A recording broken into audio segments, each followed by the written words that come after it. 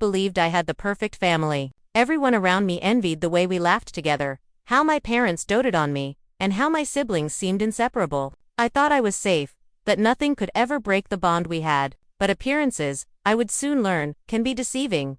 It all started the day I got my first promotion at work. I had worked tirelessly, sacrificing weekends, late nights, even my social life. The pride I felt was unmatched, and I wanted to share it with my family. But when I walked into the living room, instead of smiles, I was met with silence. My mother barely looked up from her phone. My father was reading the newspaper, and my older brother, he just smirked. "Another promotion, huh?" he said, almost mockingly. "Well, hope it comes with a bigger paycheck. You'll need it." At first, I laughed it off. I told myself he was just teasing, but the look in his eyes, it wasn't pride or joy. It was something else. A cold, calculating glint I couldn't understand. That night, I found a text on my brother's phone when it accidentally lit up in front of me. I wasn't supposed to see it. The message wasn't about work or casual chatter, it was about me. About my promotion. About how my success could be turned into a problem. That's when a chill ran down my spine. My safe, loving family suddenly felt like a trap I couldn't escape from. Little did I know, this was only the beginning. A storm was brewing, one that would destroy everything I thought I knew. For weeks after that night, I couldn't shake the unease. Small things started to bother me, conversations that seemed too sharp, questions that felt like tests, laughter that carried an edge. I tried to brush it off, telling myself I was overthinking, but deep down, I knew something was wrong.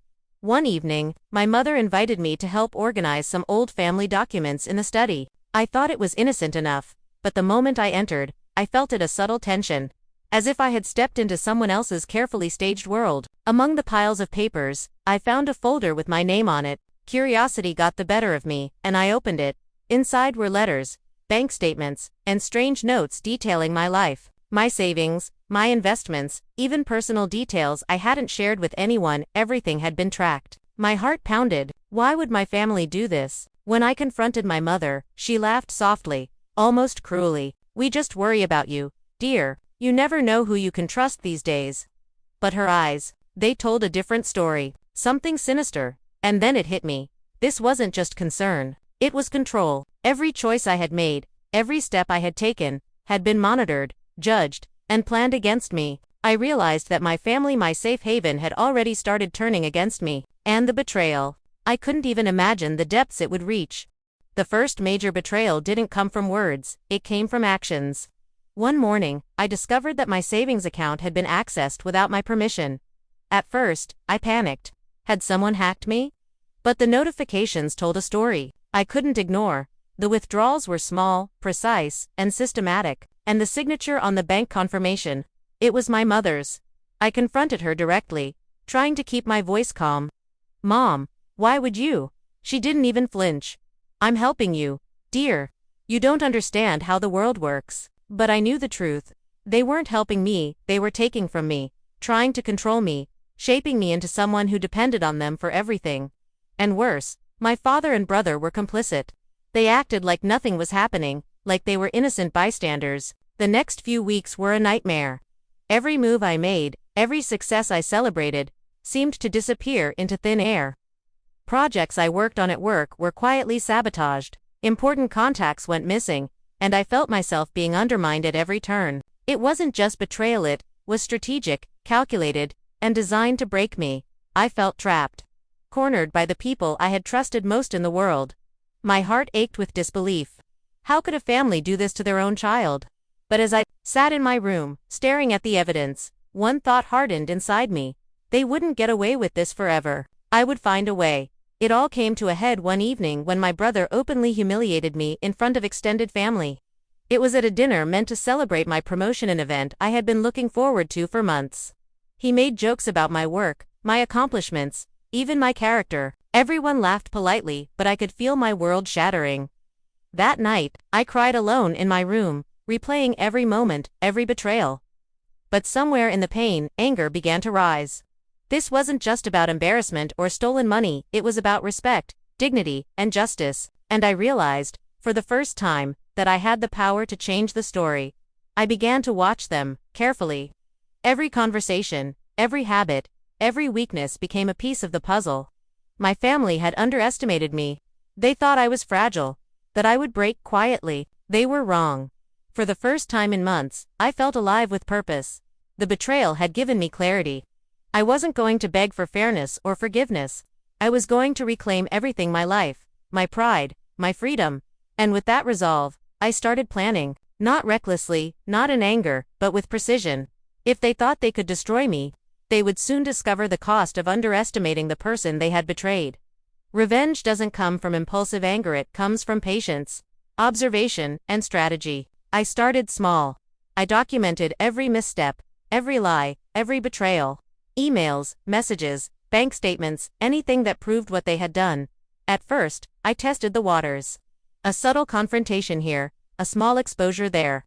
I watched their reactions. Panic, irritation, denial. Each response confirmed I was on the right path.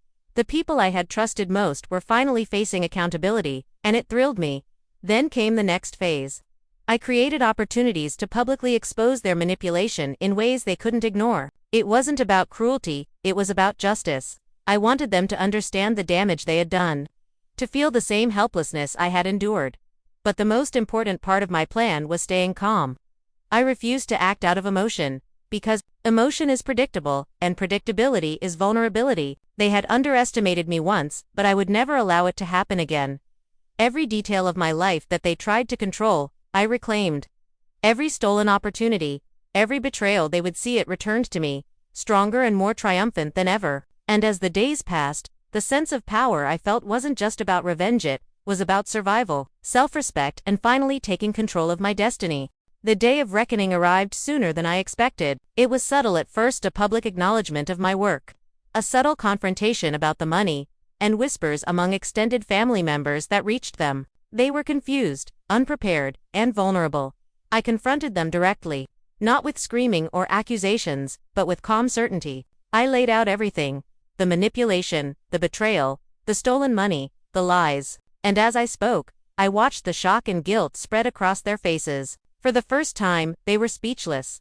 The power dynamic had shifted. I wasn't a victim anymore. I was someone who had survived, adapted, and reclaimed her life. The revenge wasn't about causing pain, it was about restoring balance, proving that betrayal has consequences, no matter how close the traitor is. I saw the fear in their eyes, but I also saw something else: regret. Maybe they understood, finally, that the love they had destroyed could never truly be replaced by control or manipulation.